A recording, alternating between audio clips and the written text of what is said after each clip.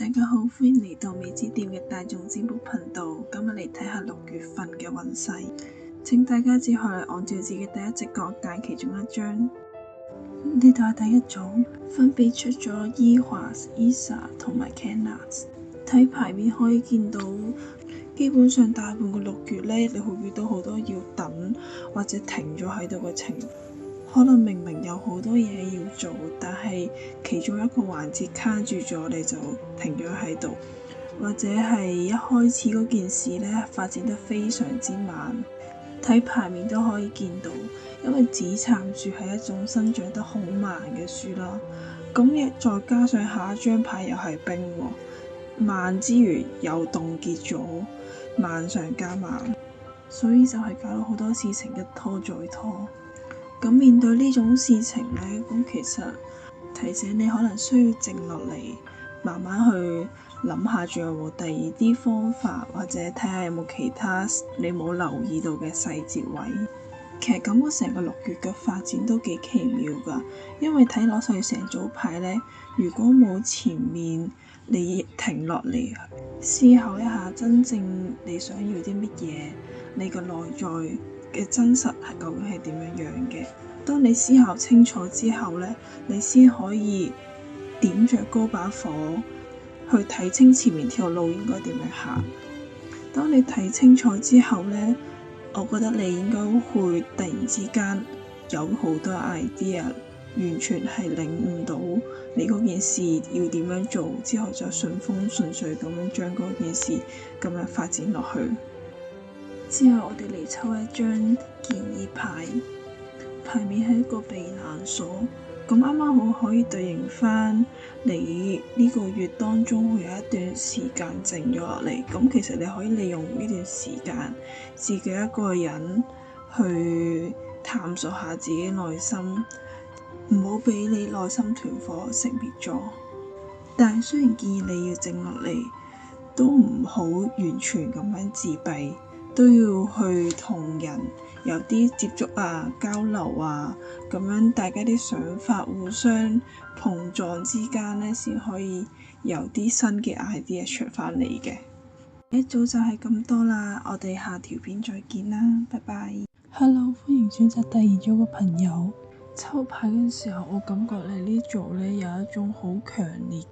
獲取新嘅知識或者進入新嘅環境嘅感覺。喺6月初，你或者可能會發現你對某個領域產生咗興趣，想喺個領域入邊發展，例如好似揾到一個心儀嘅對象，揾到一樣自己嘅興趣，或者揾到創業嘅目標等等，就好似發現咗一粒新嘅種子，準備將佢種落嚟，等佢慢慢長大。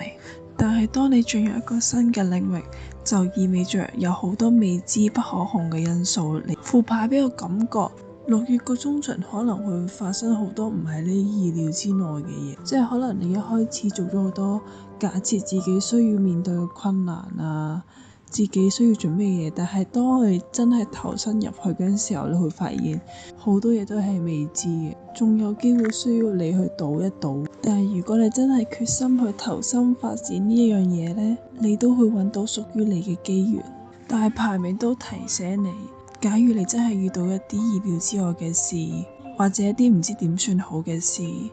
先停一停，諗一諗先，唔好咁快做出決定。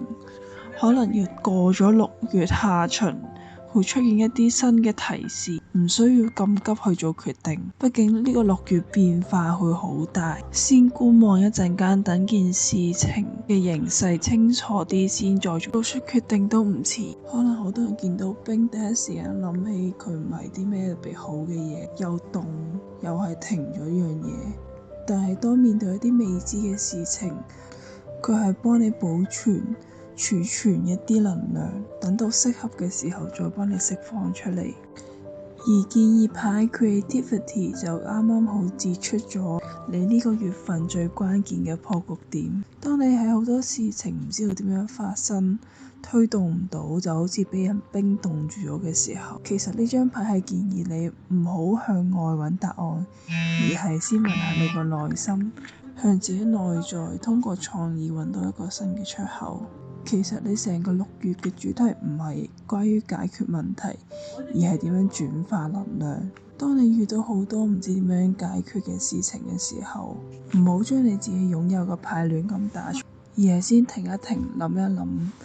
整理下自己所擁有嘅嘢，重新調整方向。如果你缺乏靈感，你可以先試下記錄一下你嘅夢境。每日瞓覺前將紙筆放喺床邊，瞓醒嘅時候就將夢境記錄低，佢可能對你接下來要做嘅事作出一啲提醒。第2條片就講到咁多啦，我哋下條片再見啦，拜拜。第3組朋友你哋好啊，我感覺你哋呢組牌同第2組有啲相反嘅感覺，佢哋嗰組係由動到靜，你哋呢組係由靜到動，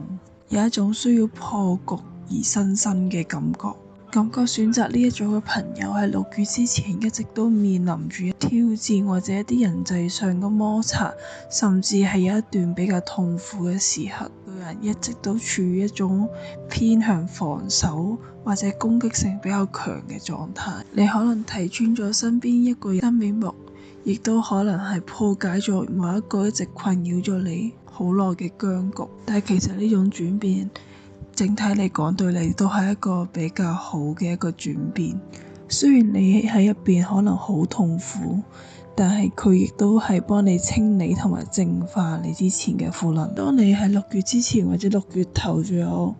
解開咗呢個困局之後，周圍個環境唔再係你之前熟悉嘅，而係充滿咗各種變數、潛在嘅機遇，好多之前一直冇發現嘅秘密都會慢慢浮出水面。但其實睇牌面嚟講，你唔需要驚去面對呢一個未知，只需要當佢一場新嘅冒險、新嘅旅程就得啦。因為你喺之前已經清理晒上面所有唔好嘅嘢，然之後喺探索過程中，你以前嘅傷口會慢慢療愈，你會有各種嘅靈感，可以有機會去嘗試各種各樣新嘅事物，唔需要俾以前嘅自己拖住，你嘅心境亦都會變得越嚟越好。基本上可以話6月前同6月後嘅你係完全兩個人，